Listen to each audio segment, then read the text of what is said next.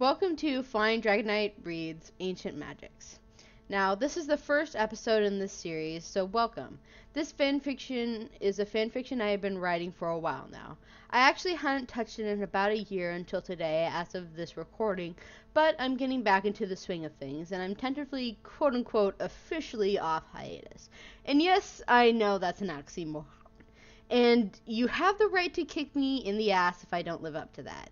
Anyways, on to the actual point of this video. I figured people might want to listen to certain fanfictions on the go or in bed as they fall asleep. I know I do. Instead of actually needing to read them. So I figured I would try to start a YouTube channel dedicated to doing just that. And until I get permission from some other authors for their fanfictions, I figured I'd start with mine and see how it played out. So, without further ado, I present to you the prologue and first chapter of Ancient Magics. Prologue. Harry Potter lay awake the night before his 16th birthday, curled into a fetal position on his ragged bed. His emerald eyes stared into the corner of the room, distant and overflowing with pain-filled grief. It couldn't be 2 months after losing Sirius. The pain was just as raw and sharp as if he'd died the night before. The grieving boy had not eaten in several days, and had not bathed in a much longer time. His aunt and uncle had stopped trying to get into the room after several days of futile banging on the magically reinforced door. A letter lay a few feet from Harry's face, a letter from Dumbledore, stating that he'd be there to pick Harry up on the afternoon of his birthday. Harry didn't even care. As the clock ticked toward midnight, the boy didn't move a muscle, lost in his own misery. The moment the digital clock flicked from 11:59 to 12 o'clock, Harry's body spasmed as he was hit with a wave of agony unlike any he had ever felt before. His mouth fell open in a silent scream as one wave after another of intense pain racked his body. He jerked and clamped onto his ratty sheets, knuckles white under the pressure of his grip. The sound of ripping fabric cut through the room, startling the snowy owl in the cage by the window. A high, keening note echoed through the room before suddenly being cut off. Though one could see the veins and muscles in Harry's neck stand out as he shrieked in agony, there was no sound, as if he had been magically silenced by whatever force was causing him this pain. To Harry, it felt like his body was being ripped apart. His skin rippled and muscles stretched as drastic changes were forced on his body. His jaw ached as new teeth formed and old ones changed shape. His fingers cracked and creaked as they lengthened, the skin pulling tight against his bones, and his nails grew, curving and sharpening into claws. His raven black hair also lengthened, spilling out from its wild appearance into a slightly more feminine look, as they eventually stopped growing as the new ringlets reached his shoulders. His ears stretched and pointed, growing a soft black fuzz of black fur on them. His eyes slitted, although they remained the same brilliant emerald. If anything, their color sharpened and grew even more vibrant. The last of the changes was not yet through, though. Harry threw back his head and howled as bones ripped through the skin under his shoulder blades, 2 new appendages emerging from the bloody mess of his back. Brilliant white and silver feathers were hard to distinguish under the thick, clear, jelly-like liquid and thinner red blood that covered them. Harry's bones were being hollowed out as his new wings spread out for the very first time, blood and clear liquid dripping from them. His wingspan was 3 times that of his normal armspan. Thus, the edges of the wings brushed against the walls of the room as he lay on his bed, stomach first. Harry's breathing was ragged and filled with soft whimpers, not that anyone could hear them. The only other occupant in the room was the aforementioned snowy owl, and as the worried familiar watched her master, space seemed to distort around the newly transformed wizard. The room seemed to fold in on itself for a moment, blurring everything near and around Harry before the world righted itself, leaving behind nothing to suggest the young wizard had ever been lying on the bed in the first place. Not a drop of blood, nor the wisp of a feather existed on the now empty bed. The snowy owl's shriek soon woke the other occupants of the house, but it was too late. Harry Potter, or what was left of him, was gone. Chapter 1. Reset number 238. Ear-splitting whines of high-energy burst ebbed into echoes around the golden-lit hallway as the clatter of bones against stone faded out. The elaborate tiles were stained red with blood and determination. A short skeleton wearing a puffy blue jacket and tattered red scarf stood over the remains of a young human child, his usual eyelights gone, replaced by an empty socket and a quickly fading, flashing yellow-blue punctured eye. "That's 237, kid," the skeleton rasped out, his voice low and devoid of hope. "How many more?" He was cut off as the world rent itself around him, blurring and twisting as the time-space continuum tore apart. Said skeleton was no longer in existence, nor was anything else. Then the world slammed back into place, but different than before. It was now 1 month prior to that day in the golden corridor, and the skeleton was currently asleep on his old mattress, a ball of blankets and sheet half draped over him. The difference between the hopeless killer and this sleeping monster was stark. The deep lines of misery and hopelessness were gone from the skeletal monster's face, erased by sleep and the tearing of the world. A sudden banging startled the short skeleton awake, his left eye flaring but failing to light as his magical core started to pulse rapidly with fear. "Sans, you lazy bones! Get up already!" A nasally loud voice announced from beyond the door. Sans blinked hazily, confused, as the magic sparks attempting to light themselves faded, his eyes returning to their normal white pinpricks. "Pappy? Papyrus?" Sans' voice was confused and filled with pain. Hadn't Papyrus... wasn't he... The thought escaped him as he lay there, blinking up at the blackness of his room. Something was different, strange, not right. He had to check the shed. He forced himself to his feet, slouching over to the door and opening it, blinking against the bright light.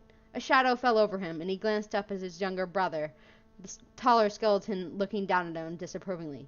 "It's about time, Sans," Papyrus stated, crossing his arms over his chest. He was wearing a gray t-shirt that stated "Cool Guy" and a pair of shorts. Something about that seemed off, too, but Sans could not place the feeling of wrongness. He yawned. It was too early in the morning for this. "Hey, bro," he greeted his brother lazily. "Don't hey bro me, Sans," Papyrus said, giving him the evil eye. "You still haven't moved your sock to your room." "You told me not to bring it back to my room, bro." "I told you not to bring it back to the living room from your room, Sans," Papyrus shouting, throwing up his hands. "Heh, guess that was pretty numbskull of me, wasn't it, bro?" Papyrus wailed at the pun. "Why must you do this to me, Sans?" "Do what to you, bro? I'm just ribbing ya." "Yeah! Enough, Sans!"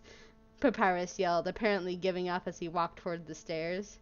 "Heh, okay, bro. Just know that I've got a ton more of 'em. A skeleton." Papyrus moaned, burying his face in his hands. Then he looked up at Sans from the bottom of the stairs, a glint in his eye. "Yeah, you will have to try harder than that, Sans. One might say you'd better put a bit more backbone into it." Yeah! Sans chuckled as his brother disappeared from sight, presumably into the kitchen to make his breakfast. This was the best time to check the shed, while his brother was distracted. Sans turned and walked decisively towards the wall, using a shortcut to teleport in front of the shed behind the house. He unlocked the door and stepped inside warily, unsure what to expect. He froze as he noticed the thick coating of fine, white dust that layered much of the shed. He staggered forward to the counter, noticing half a tattered red scarf, one he recognized. The scarf he was planning to give his brother for his birthday next week, except it wasn't the same one. The scarf he bought a month ago was secured in his room under his mattress, wrapped clumsily in brown wrapping paper. This scarf was worn from use and so coated with dust he knew it would never wash out. Sans shakily turned his attention from the scarf, still hanging limply in his hand, to the note beside it. Papyrus is gone. Everyone in Snowdon is gone. And Waterfall. And soon, Hotlands. The human is killing everyone. It's doing something to time. I know it. I found 236 previous notes. The human doesn't kill every time. I don't know what it wants. It's just a child, smaller than me, but it wields more love than anyone, human or monster, I've ever seen before. It's going to reach judgment soon. I'm scared. The last line made Sans' metaphorical blood run cold. To admit that, even to himself, was a testament to how evil this kid had to be. Sans' phalanges reached for the first drawer under the counter, only to pause. 236 more notes. Could he even stand it? But he had to know. His finger bones clattered, shaking, as they reached for the drawer again. In the drawer were more tattered scarves, and over a dozen notes, most detailing the same things: genocide, the systematic killing of every monster Sans had ever known, and many more he didn't. Stories of finding monsters in the process of fading, only for the humans to stare at him with cold, dead eyes. Sans couldn't find a rhyme or reason to the humans' actions. Sometimes it killed everyone. Sometimes it only killed certain monsters, and others, the worst ones. It befriended all the monsters, even him. Those were the worst, the hardest to read about. Those were the ones that made him hope. To read his own words of joy, to know that none of it mattered, was soul-crushing. He could feel his hope draining as he read more and more of his own words, found more scarves and piles of dust. "I'm going to stop it before it reaches Papyrus," read one note. Nothing else was written, and Sans felt that coldness climb his spine again. That's the expression of someone who's died 5 times. And indeed, he found 4 more of the one-sentence notes, each a different monster that he'd tried to save. It made no sense, though. If he hadn't been there to judge the human who had they not been judged? If he had died 5 times, none in the judgment hall, what did that mean?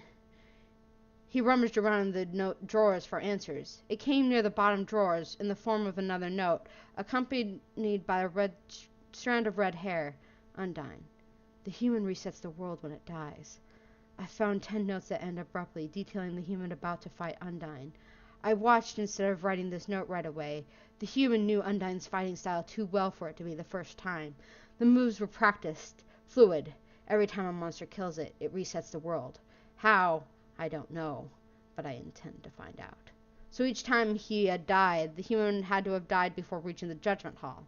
Sans shook his head.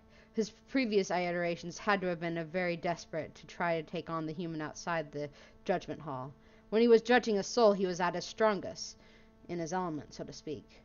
Outside the judgment hall, when he wasn't judging a soul, he was the weakest of monsters. He had low hope to begin with, and the despair that must have brought him to the point of confronting the human early on was bound to have wreaked even more havoc on it. Even with his shortcuts, he doubted he lasted long against the human any time he tried it outside the judgment hall. Sans closed his eyes. He knew the timeline now. He had little under a month to think of some new way to stop the human that he hadn't tried the last 237 tries. He swore he could feel his hope dropping as he contemplated it. Sans! Where are you, lazy bones? You better not have gone back to bed, Papyrus called from inside the house. Sans sighed, closing his eyes from the wave of pain that washed over him. If he didn't figure something out, he was going to lose his brother for the nth time. He couldn't let Papyrus know something was wrong, though. He forced a smile on his face and used a shortcut to teleport to the kitchen. He took a seat at the table, his brother standing in the entrance to the kitchen with his back to him. "Hey, bro, what's for breakfast?" he greeted the back of his brother's skull. Papyrus startled, turning to see Sans sitting at the table, his slippered feet on the table, the chair perched precariously on 2 legs. Papyrus's eyes narrowed. Sans! Get your feet off the table, he chided his older brother, his hands settling at his hips. "Ah, throw me a bone, bro," Sans yawned. "That was terrible, Sans," Papyrus scolded. "Besides, how are you supposed to eat if your feet are on the table?" Sans shrugged.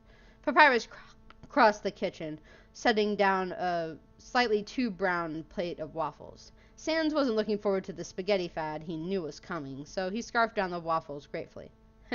"Thanks, bro. Too bad these waffles will go right through me," he said, throwing in a wink for good measure.